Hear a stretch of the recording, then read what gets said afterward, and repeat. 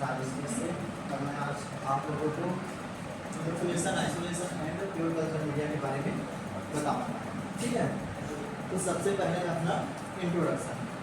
तो culture media होता क्या है? ठीक है, तो कल्चर मीडिया जो होता है वो माइक्रो ऑर्गेनिज्म को ग्रो करवाने के लिए एक न्यूट्रिएंट रिच सब्सटेंस होता है, जिसमें micro organism is like bacteria, fungus आदि को ग्रोथ कराया जाता है। ठीक है, हिस्ट्री की बात करें तो सबसे पहले 1880 में, है ना, एक साइंटिस्ट आए लुइस पास्चर, जिन्होंने लिक्विड मीडिया का फॉर्मेशन किया। उसके बाद आए 1881 में रॉबर्ट कोच नामक साइंटिस्ट, जिन्होंने सॉलिड मीडिया का फॉर्मेशन किया। ठीक है, उसके बाद है अपना डेफिनेशन।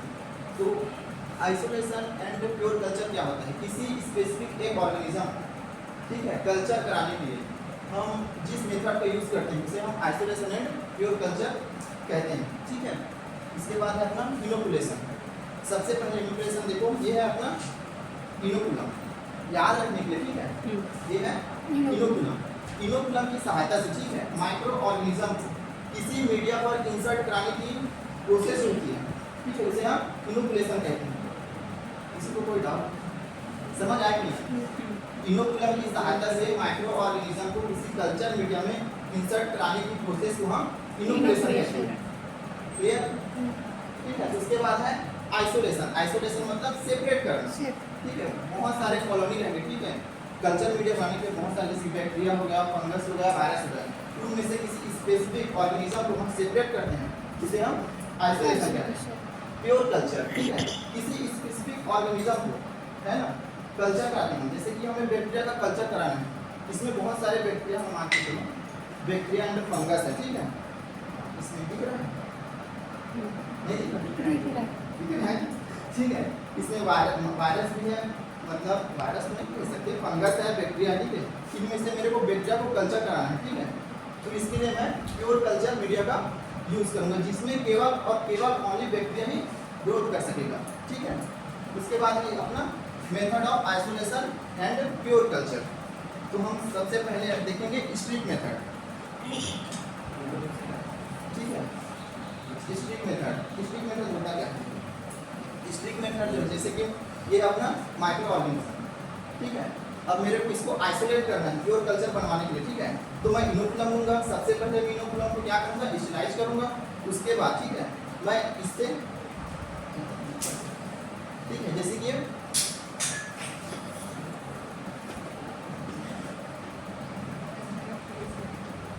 माइक्रो ऑर्गेनिज्म, ठीक है, तो इनोकुलम की सहायता से, है ना, मैं यहाँ से कल्चर मीडिया से इसको आइसोलेट करूँगा, ऐसे पकड़ के। ठीक है, इसमें आ जाएगा। ठीक है, ऐसे इस लाइन। ठीक है, अब इसको मैं यहाँ पे स्टिक करूँगा। स्टिक मतलब, ठीक है, तो स्टिक दो प्रकार की। अगर मैं इस पेटी डिश में स्टिक करूँ इसको, ठीक है, अगर मैं इसको कंटिन्यूअसली करूँ, ठीक है, जिसे हम कहेंगे कंटिन्यूअस स्टिक प्रेप मेथड। अगर मैं इसे डिसकंटिन्यूअस करूँ, हाफ करके फिर ऐसे करूँ, तो ये अपना डिसकंटिन्यूअस स्टिक मेथड। ठीक है, उसके बाद है अपना सबसे पहले हो गया अपना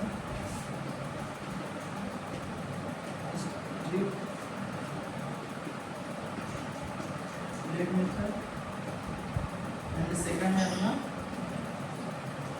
बाउल प्लेट मेथड। तो बाउल प्लेट मेथड क्या? ये देखो, एक है अपना बैक्टीरिया कल्चर मीडिया, ठीक है, और एक है अपना अगर का बना हुआ सॉल्यूशन। ठीक है, दोनों को मैं मिक्स करूँगा। ठीक है, और मिक्स करने के बाद, इसे मैं दोनों को मिक्स करने के बाद मैं अगर पेटी डिश में लिया और उसके जो सरफेस होगा पेटी डिश के, उसमें कॉलोनी का फॉर्मेशन होगा, उसे हम बाउल प्लेट मेथड कहेंगे। कॉलोनी का फॉर्मेशन होगा, उसे हम बाउल प्लेट मेथड कहेंगे। उसके बाद थर्ड मेथड है अपना स्प्रीड मेथड।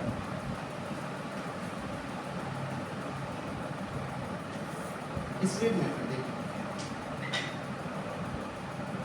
ये अपना क्या बोलते हैं इसको? Test tube.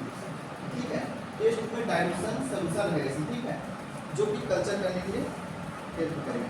अब देखो, मैं इसमें कोई भी माइक्रो ऑर्गेनिज्म रहेगा, ठीक है, उसको ऐसे प्लेन में डिजॉल्व वाटर रहेगा इसमें, है ना, डाइल्यूशन मैं इसमें इंसर्ट करूँगी इसमें।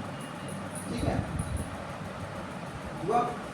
उसके बाद मैं इसी इंसर्ट हुए को ना फिर मैं इस वाले टेस्ट ट्यूब में इंसर्ट करूँगा। समझ आया? मतलब देखो इसमें डार्क कलर है, इसमें मैं इसमें करूँगा फिर क्या हो जाएगा, वो हल्का लाइट हो जाएगा। उसके बाद मैं फिर यहाँ से फिर इसमें करूँगा तो फिर और हल्का लाइट हो जाएगा। और एक समय ऐसा आएगा जब है ना एकदम बहुत लाइट हो जाएगा, किसी मतलब जैसे कि बैक्टीरिया का गर्म होना, ठीक है, इसमें बैक्टीरिया मान के चलो बहुत सारे, उसको मैं इसमें करूँगा फिर लाइट हो जाएगा, इसमें कम बैक्टीरिया आ जाएगा। यहाँ से फिर मैं इसमें करूँगा तो फिर और कम बैक्टीरिया आ जाएगा। उसके बाद में मेरे को यहाँ 10 बार करना पड़ेगा इसको, ठीक है। और एक समय ऐसा आएगा जिसमें केवल और केवल एक बैक्टीरिया ही प्रेजेंट रहेगा, इसे हम बोलते हैं स्प्रिट मेथड, ठीक है। इसके बाद है एप्लीकेशन, तो इसका यूज़ हम इंडस्ट्री में करते हैं, ठीक है, मेडिसिनल में करते हैं, एग्रीकल्चर में करते हैं, और इन्वायरमेंट को क्लीन करने के लिए भी इसका यूज़ किया जाता है, ठीक है। रेफरेंस है इसका जेसी वाल्कर है, ठीक है, रेफरेंस हम देखें। Thank you.